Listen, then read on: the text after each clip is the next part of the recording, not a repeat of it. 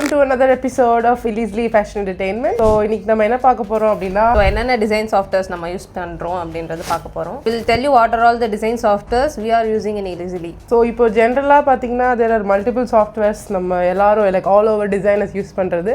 But நம்ம இங்க ஸ்பெசிஃபிக்கா Elizly அப்படினு பார்க்கறப்போ we mainly use 3.